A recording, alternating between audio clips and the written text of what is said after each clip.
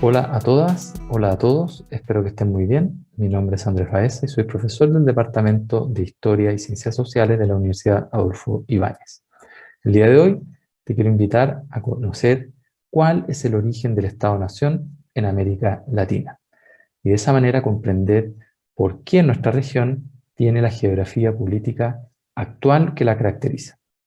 Para eso, te invito también a conocer la relación de este proceso, es decir, el origen del Estado-Nación en América Latina con el proceso de independencia, y de esa manera poder generar algunas reflexiones de cara al presente. Te invito entonces a que me acompañes en esta exposición sobre los orígenes del Estado-Nación en América Latina, que va a estar enfocado principalmente en la primera mitad del siglo XIX, con particular énfasis en el proceso de independencia. Lo primero que nos vamos a preguntar entonces es ¿qué fue lo que cambió respecto a lo que fue la realidad o el pasado colonial? Para eso tenemos dos mapas que te invito a que mires, que observes y luego analices.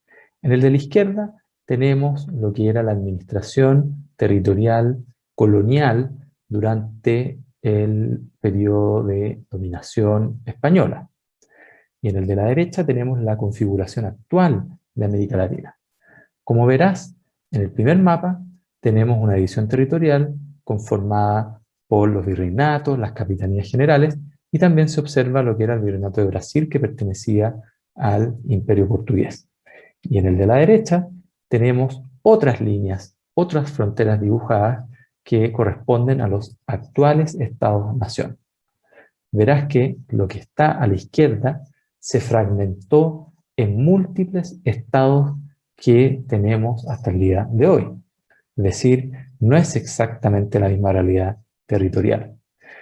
Pero también hay que tener cuidado, porque todas las líneas que conforman nuestros límites, nuestras fronteras, son en esencia líneas imaginarias, tanto las que dibujaron los españoles para organizar su imperio colonial, como las que dibujaron las nuevas autoridades de los nuevos estados latinoamericanos para delimitar las fronteras de sus países. Eso es fundamental para entender entonces qué está detrás de esta idea de diferenciarse a través de un concepto de nación. Primero es importante entonces que conozcamos a qué nos referimos cuando hablamos de nación.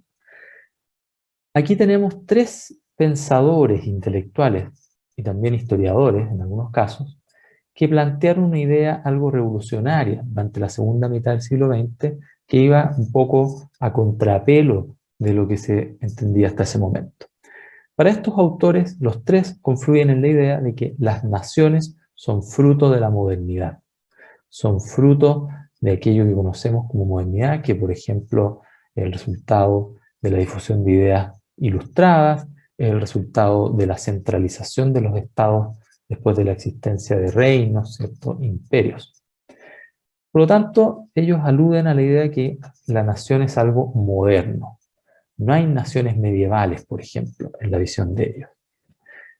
La noción, la definición más popular, más influyente sobre la idea de nación, es la que acuñó Benedict Anderson cuando dice que la nación es una comunidad política imaginada como inherentemente limitada y soberana. Lo que está diciendo Anderson es en primer término que una comunidad se tiene que imaginar a sí misma. No todos los miembros de esa comunidad se van a lograr conocer algún día. Pensemos en Chile, el habitante de Arica y el habitante de Punta Arenas. Los separan miles de kilómetros, incluso más kilómetros de los que hay entre Santiago y Buenos Aires, por ejemplo. Sin embargo, pertenecen a la misma nación. Algo pasa, algo logran imaginar que los hace sentirse parte de una misma nación. Por otro lado, esa imaginación tiene ciertos límites. Nosotros no imaginamos la nación chilena más allá de, por ejemplo, el límite de la cordillera de los Andes. Al otro lado, sabemos que hay otra comunidad que se llama Argentina, que se imagina también hasta la cordillera. Entonces es una nación que va delimitándose y por otro lado soberana, es decir, tiene poder sobre sí misma. Ninguna otra nación, ninguna otra comunidad o grupo puede tener soberanía sobre esta nación. Esto es importante porque también va a estar en la base de los debates sobre el tema de las naciones americanas. Durante mucho tiempo, los historiadores del siglo XIX, con posterioridad a la independencia, difundieron la idea de que las naciones americanas habían sido la causa de la independencia. Es decir, eran comunidades que ya existían dentro de los límites incluso que conocemos al día de hoy y que lucharon de alguna manera por su libertad frente a este imperio opresor, como lo describían ellos. Esta idea fue muy influyente y durante mucho tiempo se entendió que la independencia había sido más bien el resultado de esa liberación. Un historiador británico de la década de 1970 recogió esa idea, o parte de esa idea, la actualizó un poco y también planteó que ya antes de la independencia, antes de 1808, existía cierta conciencia nacional, la llama él, que también denominó un proto-nacionalismo.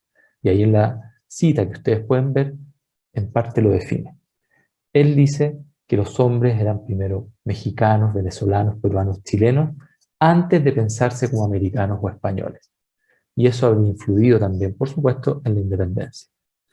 Pero un par de décadas después, otro historiador planteó esto de manera distinta.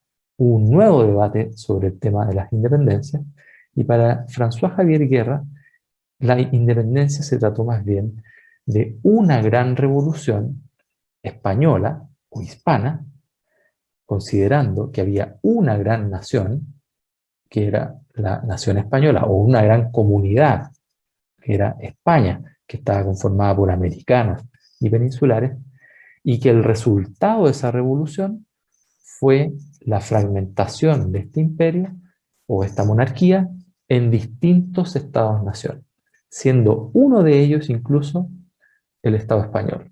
Es decir, es un mismo proceso revolucionario el que se vive a ambas orillas del Atlántico, por el hecho de que tanto españoles como americanos además compartían ciertos elementos culturales comunes. Es una nueva manera entonces de plantear el tema de la independencia. Y en esta nueva interpretación, la nación es el resultado de la independencia.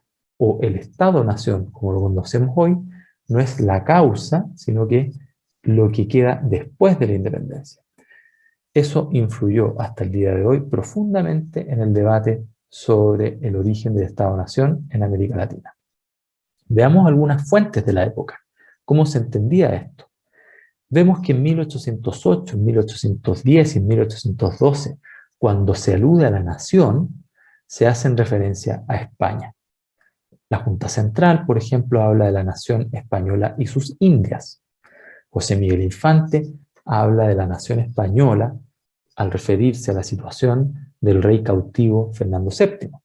Y la Constitución de 1812, que se aprueba en las Cortes de Cádiz, con representación de diputados de todas las provincias del imperio, incluyendo América, redefine la idea de nación española como la reunión de los españoles tanto de América como de la península, y que esa nación va a ser libre e independiente.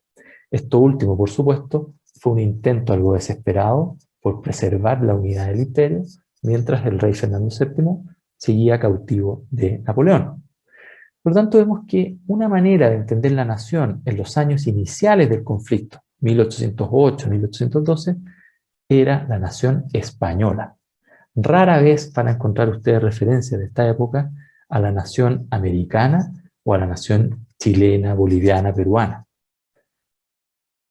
Un poco después, Simón Bolívar, en su carta de Jamaica en 1815, ya va a aludir mucho más claramente a la idea de una gran nación americana, que vincule a todas estas provincias que están de alguna manera en una guerra, ahora sí, hacia 1815, ya con la península, y para él lo ideal es que el resultado de este proceso sea la conformación de un gran Estado con una sola gran nación, lo que hemos conocido también como el sueño bolivariano. Sin embargo, sabemos que el resultado no fue ese. Y ahí hay que preguntarse, bueno, ¿y qué llevó entonces a que el resultado de la independencia, en lugar de ser este sueño bolivariano, fuese una múltiple variedad de estados-nación? Y ahí una explicación que la aportan otros historiadores plantea que lo que fue el catalizador de la identidad nacional, como la conocemos al día de hoy, fue la misma guerra de independencia, y que en el transcurso de ese conflicto, dada la intensidad de esa guerra y la incertidumbre también de cómo iba a finalizar todo, más todo el panorama internacional, provocó que los criollos fuesen tomando decisiones al calor de la guerra, como por ejemplo comenzar a declarar sus independencias. 1811 Venezuela, Argentina o las Provincias Unidas de La Plata, 1816, Chile en 1818. Pero eso fue durante el desarrollo del conflicto. Y al finalizar la guerra entonces tuvimos lo que ya es un mapa distinto, conformado por distintos estados. Esos estados ahora, las autoridades de esos estados, para legitimarse tuvieron que acudir a ideas nuevas, como por ejemplo las ideas de la Ilustración, la idea de la soberanía popular, para legitimar la fuente de su poder. Y eso también fue una respuesta, dicen estos historiadores, a este intento de los peninsulares por redefinir la nación como una gran nación española. Y aquí vemos el resultado en este mapa. Ahí vemos parcialmente lo que conocemos hoy día de América Latina. Si ustedes ven ahí, es un mapa de 1826 que contiene parte de lo que hoy día es América Latina. Hay una sola gran entidad que permaneció más bien intacta, que es Brasil. El Virreinato de Brasil, que pertenecía a Portugal, no se fragmentó, pero sí gran parte de los otros territorios españoles se fragmentaron en distintos estados como los conocemos al día de hoy. Por ejemplo, el Virreinato de Nueva Granada, que ustedes ven ahí al norte, derivó en un solo gran estado, la Gran Colombia. Pero ese estado ya no existe. Hoy día ese estado es Colombia, Venezuela, Panamá, parte de Ecuador. Lo que hoy día es Argentina, ustedes ven, no existía en ese momento. Era parte de Bolivia, parte de lo que hoy día es Argentina, la Patagonia. ¿Y qué decir de Chile, que no tiene los mismos límites que tenemos en la actualidad? Esto es porque lo que se logró en 1820 es que los estados que comienzan a declarar su independencia mantengan las fronteras territoriales que había dibujado imaginariamente la corona española. Y esa primera definición, conocida como uti possidetis, la plantea el mismo Bolívar en 1821, cuando dice que estos estados deben mantener la integridad de sus territorios como estaban demarcados en 1810. Por eso se mantienen más o menos las estructuras de los virreinatos. Sin embargo, sabemos que ese no es la América Latina actual. La que conocemos hoy día fue el resultado también de una serie de conflictos que esa división no logró solucionar. En primer término, porque esas líneas imaginarias que dibujaron los españoles para administrar su imperio no eran exactas. Había mapas con las líneas dibujadas en distintas partes. No había exactitud porque a la corona no le interesaba esa exactitud en el entendido de que todo pertenecía a la corona española. Pero cuando surgen estos estados, hay que resolver ese problema. Y muchas veces hay discrepancias de hasta dónde llega una frontera o no. Y eso lleva a la guerra, lleva al conflicto, lleva a la guerra exterior. Y eso redefine muchas veces las fronteras de estos estados. Por ejemplo, el caso de Chile con la guerra del Pacífico.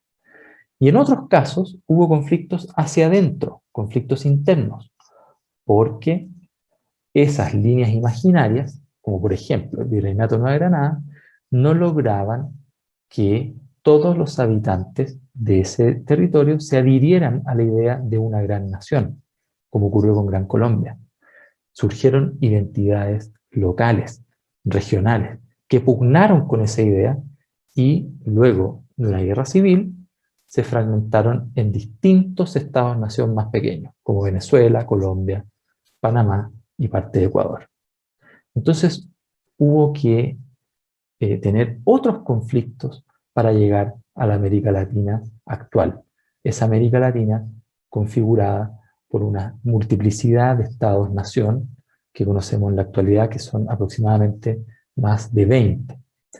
En ese mapa que vemos ahí, ya vemos que hacia principios del siglo XX, esa realidad geográfica está más o menos definida. Se continuó definiendo en el siglo XX, pero ya vemos ahí un mapa distinto al que veíamos de 1826.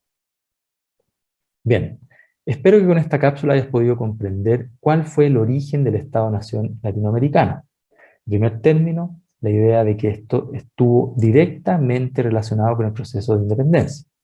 No así con el periodo colonial, donde si bien existía cierta delimitación territorial de los virreinatos, las capitanías generales, las gobernaciones, no fue exactamente la misma que conocemos en la actualidad. Para llegar al mapa actual de América Latina, fue necesario que hubiesen otros conflictos, guerras externas o exteriores, guerras internas, que fueron de a poco configurando ese mapa que conocemos en la actualidad. Espero entonces que también puedas profundizar en esos procesos con tu profesor o profesora y que nos veamos en una próxima oportunidad. Que estén muy bien.